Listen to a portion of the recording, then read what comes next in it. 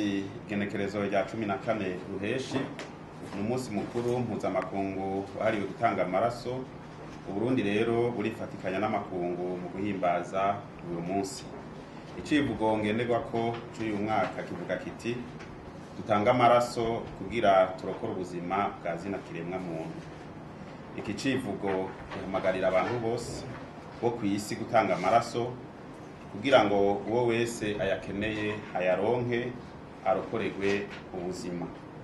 Abantu bakenera amaraso nabo bakaba arabahura n'impanuka zitandukanye, harimwo amasanganya yo mwibarabara, abakenyezi bibungenze ariko bakibaruka bigoranye bagatakaza amaraso menshi, abana batarenze imyaka 5 bakama amaraso kubera basinzikajwe n'indwara ziturutse ku gufungura nabi, eka mbere n'indwara ya malaria hamwe n'izindi tutarinze kudondagura.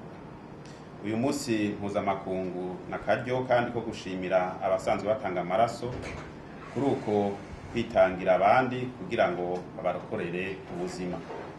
Nico gituma ari nakaryo ko kuboneraho guhimiriza abenegihugu ku kamaro ko gutanga amaraso, ariko na cane cane kwibutsa ibigo bisanzwe biyatororokanya ko bokwitaho kuyapima no kuyashingura neza kugira ngo abakeneye bategwe amaraso ndagirira ingaruka mbi ku magara yabo.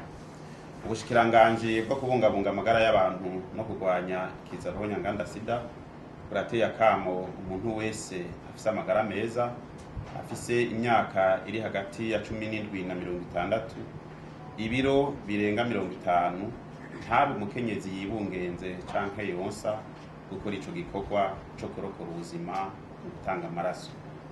Kuvyerekeye ubushikiranganji bwo kubungabunga amagara y'abantu no kurwanya ikiza sida, tumenyesheje ko dutanga amaraso apimwe neza.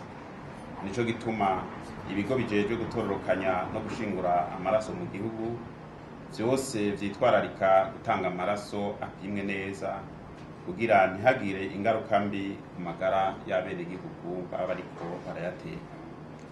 Aho iwacu mu Burundi ihimbazwa ry'uwo munsi rizoba kw'igenekerezo rya 24 ruheshi uyu mwaka mu kigo mpuzantara gishasha co gutororokanya amaraso kiri ku mugwa mukuru wa politike i Gitega.